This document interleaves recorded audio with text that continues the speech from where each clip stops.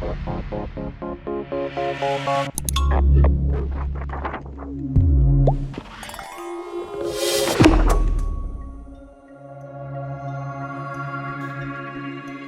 there, my name's Chris Johnson from Nokia. I look after the Nokia Enterprise business for the EMEA and APAC region, and I'm really pleased to be with you here today virtually to talk about smart cities.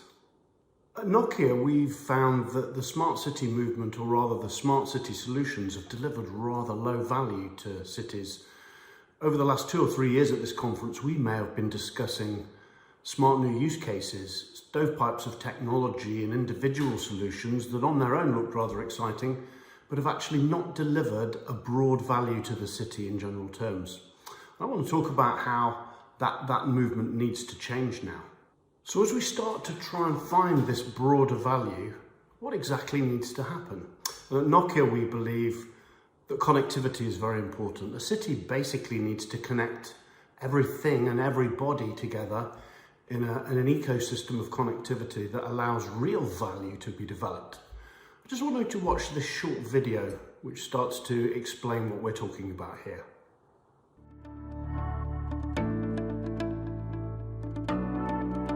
Bardzo wierzymy, że w ramach zadań i wyzwań, z którymi się mierzymy, to właśnie technologia jest narzędziem, które pomoże nam przezwyciężyć i znaleźć właściwe rozwiązania. To mieszkańcy, to oni determinują obszary, w których my jesteśmy zmuszeni do działania. To oni również wskazują nam najpilniejsze potrzeby. Nie stawiamy na jednostkowe, proste i banalne rozwiązania. Stawiamy na strategiczne podejście i wieloletni rozwój programów. We picked these 6 areas, and these are care for the elderly because of the aging population in Poland and in Wrocław. It was about creating a knowledge economy, the base for a knowledge economy, and so therefore focus on education.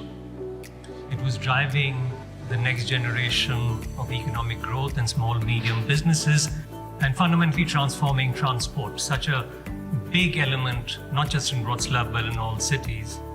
And then security and crisis management. And the second is sustainability and the environment. So Nokia brings fundamentally the city as a platform. So essentially, with other partner solutions, etc., we create this platform that allows the government, in this case Wrocław, to add a whole range of applications to solve problems and or address opportunities that they may have. Staramy się stworzyć prawdziwą strategię i prawdziwą platformę, która nam pomoże w budowaniu dalekosiężnej strategii. Wierzymy, że Nokia, że właśnie Santa Fe Instytut pozwoli nam na interdyscyplinarne podejście do złożoności tego świata, do złożoności naszego miasta i dzięki temu będziemy w stanie być liderem nie tylko w Polsce, ale również na świecie. We have an inspirational mayor and his team that's really focused on how they want to plan out the next 5, 10, even 20 years in the city to really develop Wrocław as one of the most advanced cities in the world.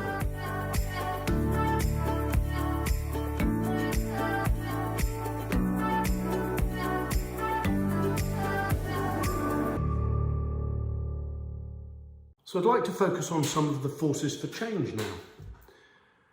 There's a number of topics, trends and drivers that are driving cities to a certain kind of behaviour. Demographics is one of them. People are shifting and moving to cities en masse like never before. And of course the population is growing older, and so healthcare becomes a massive topic and a more expensive topic. There are economic drivers, of course. The city wants to be attracting businesses, attracting economic activity. Education is an important topic. Integrated transport, providing government services efficiently. These are all topics that are really driving governments and cities towards a certain approach to cities going forward. There are also some technology trends, you know, the edge, the cloud, artificial intelligence, augmented reality, big data. A lot of these topics, the technology topics, are enabling the city to do things differently. And of course there are outcomes. The city needs to drive really solid outcomes that deliver smart government better, happier citizens, better healthcare, better education, really concrete things that the city needs to address.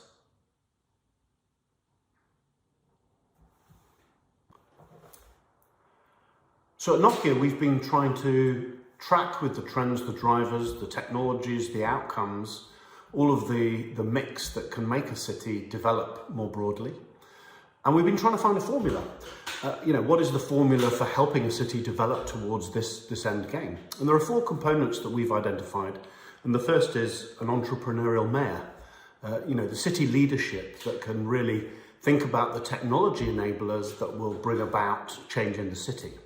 So a really strong entrepreneurial leadership team in the city is paramount. The second is, of course, the network. We talked about connecting everything and everybody. The network becomes the platform to launch a lot of the new activity in the city.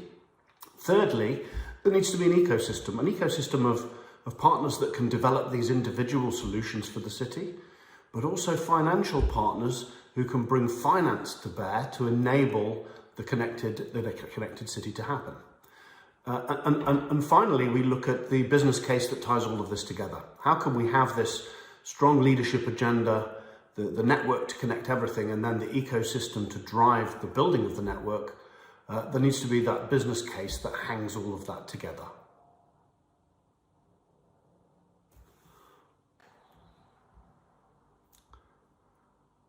So we've talked about this concept of the city as a platform, so let's talk a little bit about that platform. And essentially it comes in 2 pieces. The first is the physical connectivity, the network. And typically cities are building out first broadband networks, fibre networks to connect around the city. But going forward, and we're seeing the early signs that also deploying mobile networks. So this combination of a fixed and mobile network to connect communities, to connect assets, traffic lights, transport systems, cameras, public safety, literally connecting to everything. This is the network piece of the platform. And the second piece of the platform is the digital services. So this is where proactive healthcare can be laid onto the network, if you like, connected schools for education purposes, smart government services. All of this can be layered on top of the network platform to generate, as you can start to see, a much smarter city, a much broader value for the city. Now we can turn our attention to the budget topic. Typically building out a full fixed and mobile network to support a smart city development is going to take a significant business case to do that. And typically cities don't necessarily have the budget to do that. But what we've been trying to do at Nokia is link the existing city budget and the primary spending back to the deployment of the smart city platform. And what I mean by that is, if we can link the platform to the budgets associated with the primary beneficiaries of the platform, then a business case can be driven. And typically, in our experience of working with maybe 10 or 20 cities worldwide, there's a pattern emerging whereby healthcare is by far the predominant cost in a city. So if we can link the platform to the healthcare service to generate this proactive healthcare, especially for the elderly, then the city budget can be significantly impacted in a positive way and start to justify the investment in the platform. The secondary topic here is the government's management of infrastructure, really, the physicals in the city. And again, the network can connect to the sensors in these assets, and we can start to provide a much better management of these assets for the city. This is another big piece of the budget. And finally, education is the other. Connecting schools is a really important topic for cities and can drive a significant part of the business case. And typically, a city will be looking at this platform over a 20-year horizon. So this is not a short-term investment. And so you can start to see how we can talk about the platform connecting everything in the city, but now attaching that to some of the financial goals of the city and the real value goals of the city. And this starts to really accelerate the deployment of the city as a platform. So let's talk a little bit about the technical underpinnings of this city as a platform, the technology piece. So we talked about fixed networks, and fixed networks are typically what a city is deploying today. They're building platforms with fibre, connecting the city with fibre networks. But as I said earlier, increasingly there's a propensity to look at the mobile connectivity. So certain assets in the city are going to be much more reliably connected using mobile technology.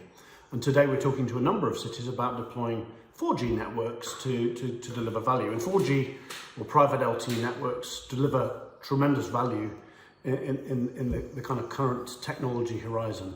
But of course 5G is coming along. 5G mobile networking is coming that will really change the game for cities. And Nokia leads the way in 5G networking that's going to increase bandwidth beyond anything that we've seen with 4G networking today. The latencies will be reduced and the reliability of the network is exponentially better than any networks we've delivered before. So suddenly the city will have access to a mobile technology, 5G mobile technology, which will provide a super robust environment for driving reliable services, high data throughputs and very fast response times on the network. And so the technology piece is critical as we shift from 4G to 5G. The cities are going to see really incremental benefits as we start to build out these platforms. So what is Nokia's overall role in this whole smart city as a platform play? I described this in 4, maybe 5 areas. The first, of course, is the network. You know Nokia for many years, many decades even, for providing the robust networks that connect people and connect the world. So of course our unique offerings in fixed and mobile connectivity is the primary foundation of what Nokia can bring to a city.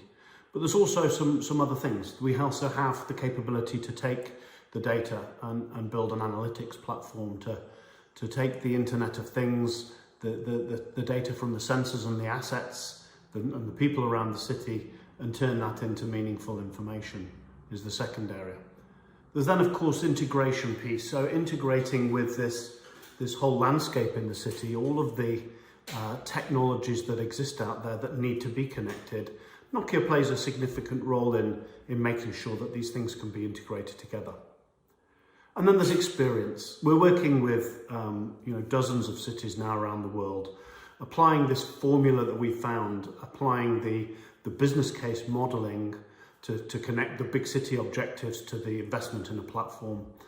So really bringing this experience to bear to help a city make progress. This is not a simple concept, but a very important one. So we can bring a lot of experience to cities now to help them make progress through a pretty well-proven formula. And finally, of course, there's finance, and we're working with the financial community very closely to help bring the funding to the city to enable the build-out of that sort of 20-year vision of network platform and addressing city objectives. So Nokia has a significant role to play in this whole smart city movement going forward. So summarising, I think we can all recognise now that the smart city movement of the past has not really delivered great value, but the cities absolutely need to deliver a broader value, not just financially, but also to support the business communities and citizens at large and become attractive places to live and work. So there is an evolution happening, and Nokia is a big part of that. We're trying to help cities link the network platform to the core objectives of the city and really making this link through smart, intelligent business cases, bringing partners into play, really trying to establish the platform as the core, the investment in a platform as the core and most important investment a city can make to address its long-term goals. And we're having great success in talking to many cities around the world, and I hope that may continue going forward. So let me thank you for taking the time to watch this virtual presentation today, and I wish you every safety and wellness going forward.